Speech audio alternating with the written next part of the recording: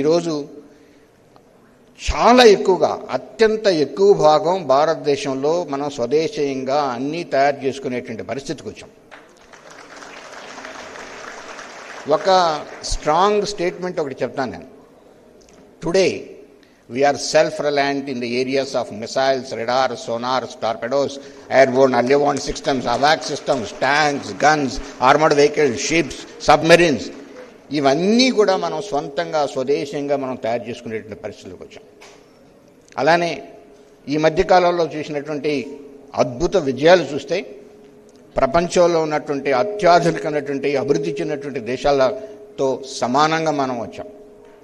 ఇప్పుడు ఇందనకనే ఆడియో విజువల్లో చూపించారు. మనం యాంటీ శాటిలైట్ అంటే అంతరిక్షంలో తిరిగేటువంటి ఒక శాటిలైట్ని, ఒక క్షిపణిని పంపించి సెంటీమీటర్స్ యాక్యురసీతో దాన్ని ధ్వంసం చేయగలిగేటువంటి ఒక పరిస్థితి భారతదేశం, రష్యా, అమెరికా, చైనా తర్వాత భారతదేశం 4వ దేశంగా వచ్చింది. మనకి ఇదివరకు ఒక గన్ లేదు. మనం బోఫర్స్ అనేటువంటి గన్ గురించి మనం అందరం విని ఉంటాం, కొనేవాటి వాళ్ళం. మనకి గన్ లేకపోతే మనం గన్ తయారు చేసుకోగలిగాం. ఆ గన్ తయారు చేసుకునేటువంటి గన్ ఒక అడ్వాన్స్డ్ టోడే అరే గన్ సిస్టమ్ అని, ఏటాక్స్ అని 155 ఆర్టిలరీ గన్ అంటారు. ఈ గన్ మనం భారతదేశంలో తయారు చేసుకుని ఇప్పుడు 2 సంస్థలు టాటా, భారత్ ఫోర్జ్ అనేటువంటి ప్రొడ్యూస్ చేస్తున్నాయి. ఈ గన్ పరిస్థితి ఏంటంటే ఆ గన్ ప్రయోగించినటువంటి షెల్ ఎంత దూరం వెళ్తుందంటే ప్రపంచంలో ఇంకా ఏ గన్ కూడా అంత దూరం ప్రయాణం చేయగలిగేటువంటి షెల్ని చేయగలిగినటువంటి పరిస్థితి లేదు. భారతదేశం ఈరోజు నెంబర్ 1 ఇన్ ద వరల్డ్. పోయిన సంవత్సరం స్వాతంత్ర దినోత్సవం రోజు ఎర్రకోటలో ప్రధానమంత్రి గారు ప్రసంగించేటప్పుడు సెరెమోనియల్ ఫైరింగ్ ఆఫ్ ఎ గన్ జరుగుతుంది. అప్పటి వరకు మనం విదేశాల నుంచి తెచ్చుకున్నటువంటి గన్నులే మనం వాడేటువంటి వాళ్ళం ఆ సెరెమోనియల్ ఫైర్కి. ఆ రోజు మన దేశంలో మనం తయారు చేసుకున్న గన్ అక్కడ వాడటం ప్రధానమంత్రి గారు రోజు చాలా సగర్వంగా చెప్పారు. 75 साल के बाद आज लाल किला पे देश के स्वातंत्र के अवसर पर देश में बनाया गन का आवाज सुनाया आपने. ఆ పరిస్థితి ఈరోజు ఇట్లాంటిది ఏదో ఈ మధ్యనే మనం ఒక పరీక్ష జరిపారు డిఆర్డిఓ, ఒక యాంటీ షిప్ మిసైల్ అని. చాలా సుదూరం, అంటే దూరాలు మనం ఎంత పోతాయో చెప్పుకోకూడదు ఇక్కడ. చాలా సుదూరం వెళ్ళి అక్కడ ఉండేటువంటి షిప్ని వెతికి దాన్ని ధ్వంసం చేయగలిగేటువంటి ఒక మిసైల్. ఆ మిసైల్ ప్రపంచంలో ఎక్కడా ఏమీ లేనటువంటి ఒక గొప్ప క్షిపణి. ఎందుకంటే దాదాపు 80% హైపర్సానిక్, అంటే ధ్వని వేగం కంటే ఒక 8 రెట్లు వేగంతో అది ప్రయాణించేటువంటి క్షిపణి. ఇది ప్రపంచంలో ఎవరి దగ్గర రాలేదు, ఒక భారతదేశం దగ్గర మాత్రమే అలాంటి క్షిపణిని మనం తయారు చేసుకోగలిగాం, యాంటీ షిప్ మిసైల్ అని. ఇట్లాంటి ఎన్నో మనం అద్భుత విజయాలు. ఈ మధ్యనే ఇక్కడ హైదరాబాద్లో ఉన్నటువంటి ఏఎస్ఎల్ అనేటువంటి ల్యాబ్ ఒకటి ప్రయోగించింది. ఒక క్షిపణిని ప్రయోగిస్తే ఆ క్షిపణిలో చివరి భాగంలో ఉండేటువంటి పేలోడ్స్ అంటాం, ఏదైతే ధ్వంసం చేసేటుంటాయో, ఒకటి క్షిపణిలో మూడు ఉండి మూడు ఇతర ప్రదేశాలకు, వేరు ప్రదేశాలకు వెళ్ళి ఆ వేరు ప్రదేశాల్లో ఉండేటువంటి వాటిని ధ్వంసం చేయగలిగేటువంటి ఒక క్షిపణిని భారతదేశం ఈరోజు తయారు చేసుకొని ఒకటే క్షిపణిలో 3 క్షిపణులను ప్రయోగించేటువంటి స్థాయికి భారతదేశం చేరింది. ఇది పరిస్థితి.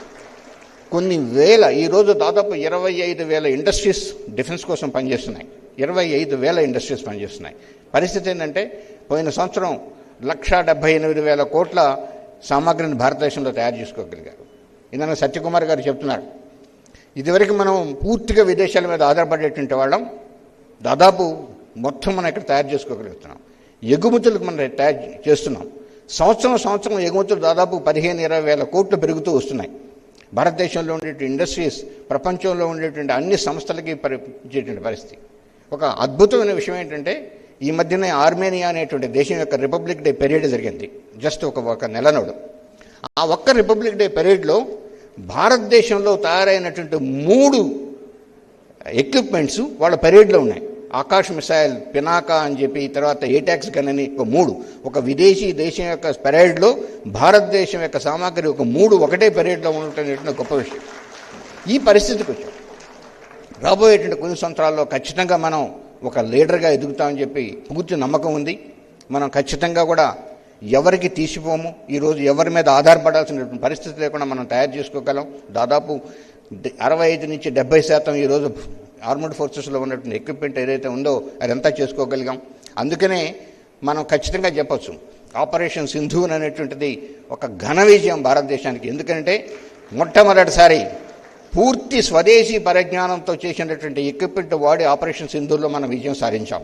ఏ రకమైనటువంటి ఆల్మోస్ట్ ఆల్ 80% 90% ఎక్విప్మెంట్ మన స్వదేశంలో తయారైనవి. రెండవది, మనం ఏదైతే టార్గెట్స్ అనుకుంటున్నామో టెర్రరిస్ట్ క్యాంపులు కావచ్చు, ఆ ఇళ్ళు చుట్టుపక్కల ఇళ్ళకి ఏమాత్రం ఇబ్బంది కాకుండా, లేకుంటే అక్కడ ఉన్నట్టు ఏరోడ్రోమ్స్, లేకపోతే ఇంకొకటి ఉన్నట్టు బంకర్స్, ఇవన్నిటిని కూడా మనం ఖచ్చితమైనటువంటి లక్ష్యంతో ధ్వంసం చేశాం. కానీ రెండో వైపు చూడండి, పాకిస్తాన్ కొన్ని వందల డ్రోన్స్ని, కొన్ని వందల రకరకాల మిసైల్స్ని, ఇంకొకటిని అన్నిటిని పంపించింది.